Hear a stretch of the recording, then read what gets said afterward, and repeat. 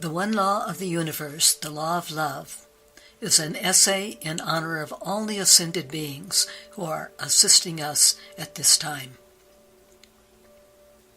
It is about the separation that took place on planet Earth millions of years ago.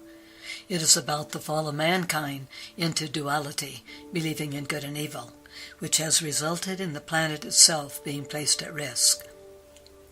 The Ascended Masters in the higher realms are assisting us now in the seventh golden age to return and unite with the Divine Mother and live the one law of the universe, the law of love. Planet Earth will then return to the beauty and perfection it once knew in the first golden age, and we will return to be the gods and goddesses we once were when we first came to planet Earth. The one law of the universe, the law of love. There is only one law in the universe. It is the law of love. To recapture the real meaning of love, one needs to go deep into the heart and recover the depths of what we once were when we first arrived on our planet Earth. We were gods and goddesses. We were connected to the Divine Mother. We were filled with grace. We were accompanied by the elementals and the angels. We were pure in thought, in word, and in deed. We understood the one law, the law of love. In one fatal moment in time, we agreed to separate from the Divine Mother and experience what it would be like to be separate from her love. Mother Akasha describes this in a most startling example. She said, quote, "It is like a beautiful newborn baby just birthed from the higher realms, still in touch with the energy of bliss and perfection. The mother holds the baby and coddles it with love. Suddenly, she throws the baby on the hard, firm floor. The rejection is a perfect example of the separation we created when we agreed to separate from the love of the Divine Mother. Our history has revealed all the harsh outcomes of this decision. We have experienced the tragic experiences that follow war and untimely death. Wounded souls in spirit and body return from the battlefield where memories destroyed all opportunities for happiness. Life itself took on new challenges: pain, poverty, limitation, hopelessness, illness. There were legions of challenges: physical, mental, emotional, and spiritual. Struggle gave birth to anger, hatred, loneliness, despair, frustration, poverty, and pain. Words fail to describe the depths of hopelessness and despair that took place over millions of years, where the mind lost its way and the heart closed entirely to love. This is the separation we experienced. The baby being thrown upon the floor is a perfect example of the harshness, the unbelievable action of a mother who held the sweetness and innocence of the child in her arms and willingly allowed herself to separate from the purity and the love of the innocent child as she threw the child on the floor. This was our choice. We too chose to experiment. In so doing, we totally lost our connection with the Divine Mother. In making this decision, our higher self and our I Am presence could not dwell with us in the lower realms of duality, the place of belief in good and evil. Our higher self had to remain in the electronic energy of perfection, so it dwelled above us and within us. For millions of years, our higher self has waited for us to realize what we chose to do and what the repercussions were, and also what we need now to do in order to return to our previous state of perfection.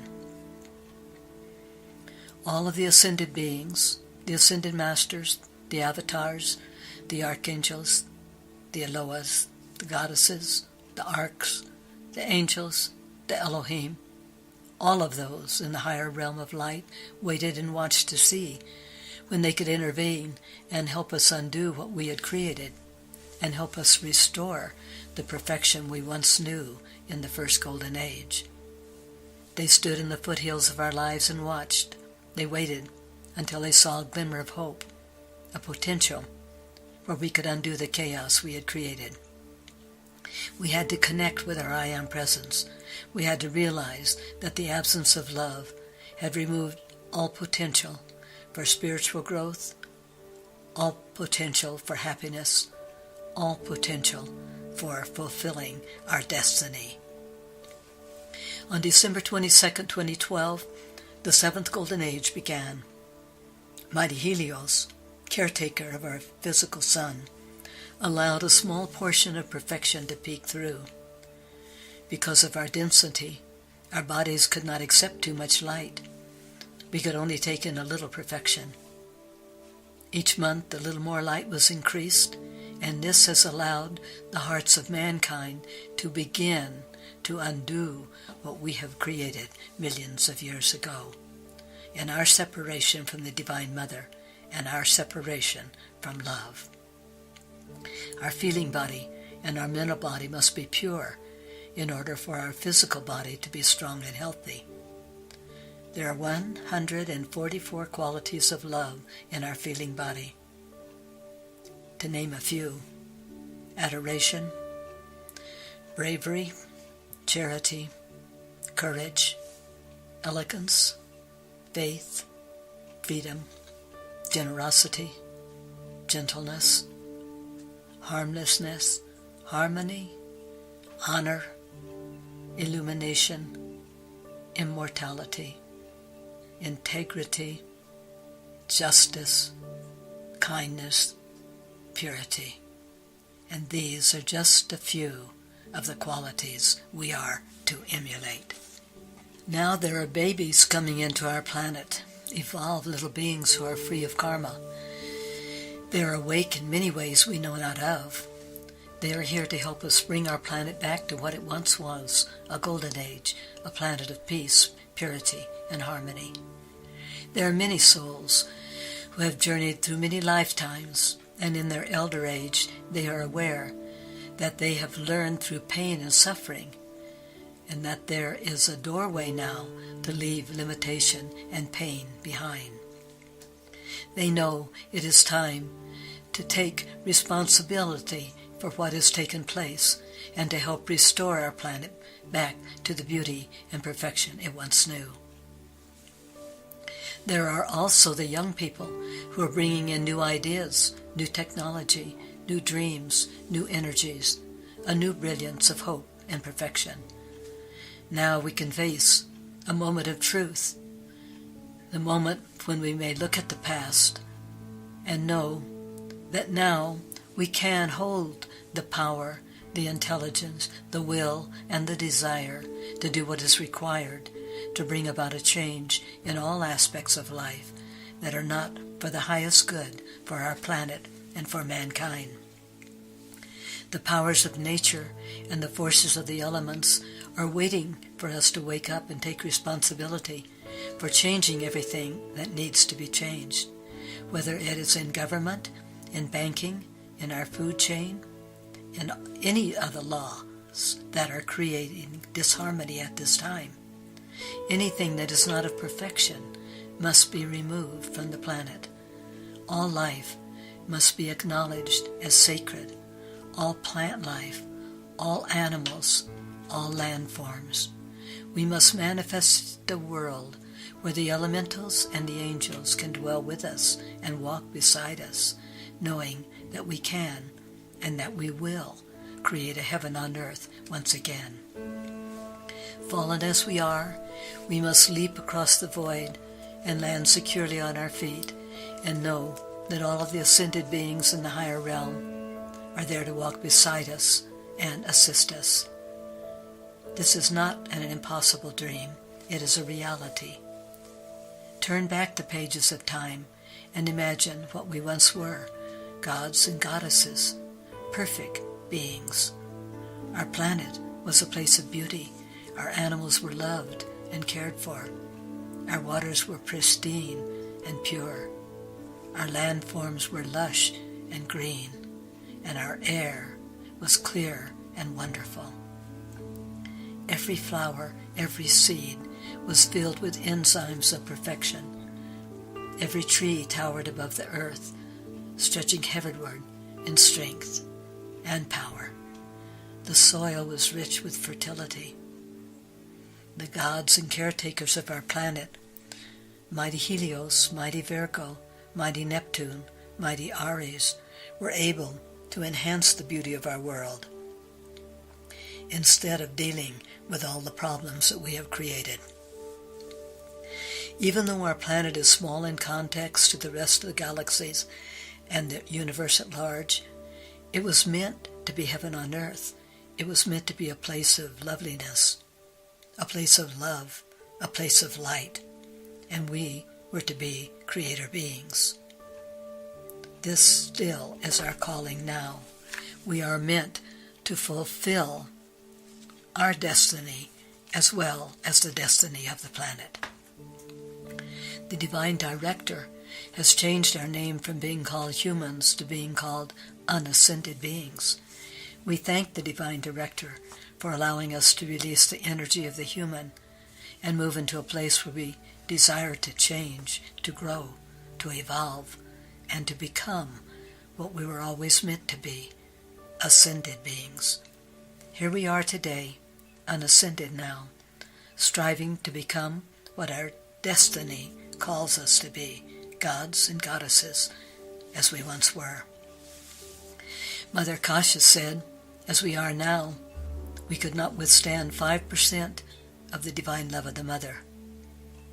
This is our challenge, and this is our goal, to become what we once were when we knew what true love really was. Now it is up to us to undo what blocks us. We must clear entirely all doubt and fear. We must remove all memory of regret, and we must forgive ourselves for having chosen to separate from the love of the Divine Mother. We must remove all obstacles that block us mentally. We must clear our feeling body of all feelings that are not of love. We must remove any feeling that is not a step that will lead us toward perfection. This is our goal. So now we ask, how can this be done? What will erase all memories that cause pain? What will restore perfection? I know it is easier said than done. However, have we not a model before us? One who walked this path and made the way clear for us to follow? Jesus opened the doorway to love by being the very instrument of love itself. He walked before us, and now he walks with us. He is on the planet this very day. His golden light of illumination showers us with his strength. He is at this very moment available to all who call to him. And then, of course, there is his mother, Mother Mary. She showers her gifts of love on all who call her. There is Saint Germain. He spent 70,000 years on earth trying to understand how we created such chaos. He gave the world the sacred fire to cleanse and purify our minds, our hearts, our feeling bodies, and the planet itself, the landforms, and the waters of the world. Venus was our guardian planet for millions of years. There are many wonderful beings who have assisted us from Venus, and they are still assisting us now. The goddess of Venus, Sanat Kumara, the lords of the seven flames, Mighty Victory. Mighty Victory is known for never having experienced anything that was not victorious. And then we have the wonderful women, Mother Akasha, Mary Magdalene, Grandmother Anna, Lady Nada, Kuan Yin, and there are many others whom we do not even know. Much is being done to help us. Now it is up to us. We must each in our own way do what is required of us, no matter how challenging, no matter how hard. So how do we do this? We go within. We go deep within our being and discover whatever there is there that is not assisting us to move on, to grow, to become the gods and goddesses we once were. We must remove all anger, all struggle, all hatred, all doubt, all fear. We must remove everything that is not of love. How do we do this? We forgive ourselves. We forgive all of life. We forgive others. And if we cannot forgive, we must be willing to forgive.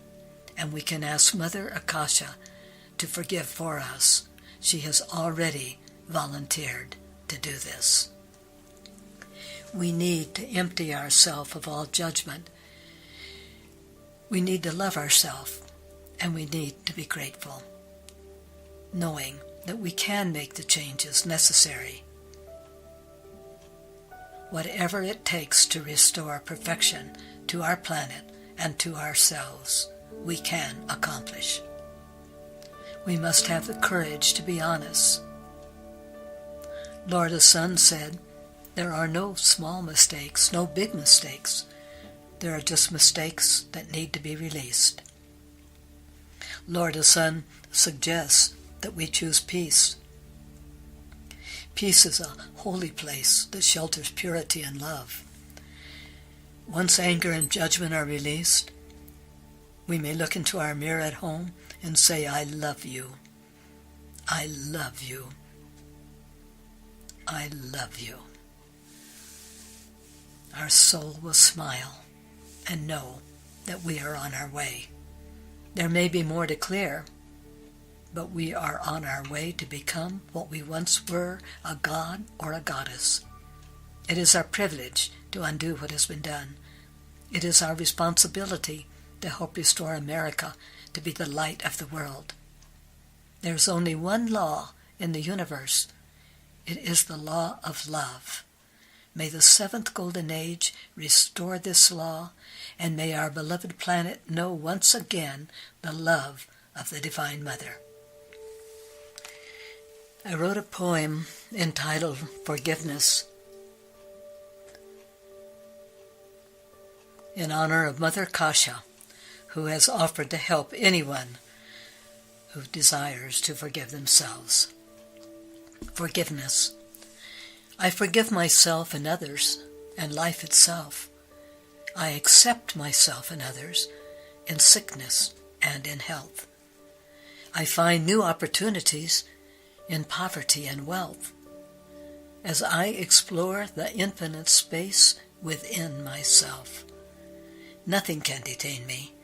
Love requires no help as I fulfill my destiny and I discover my true self.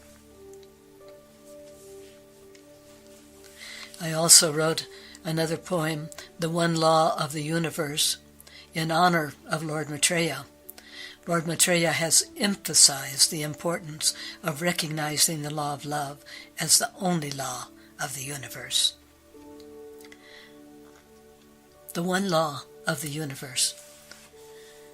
The law of love was given to humanity to guide and direct us, to show the best way to teach us to live, to assist us to be brave, to be strong, and to forgive. It showers opportunities on our gifts and our endeavors as we remain sincere and true.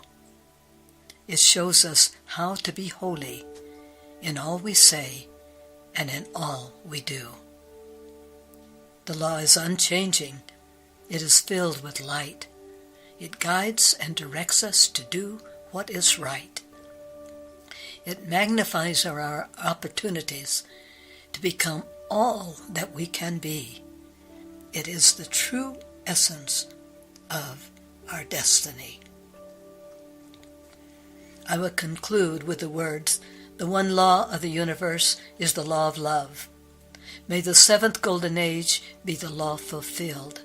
May separation be ended. And may this be an age of total love. I thank you.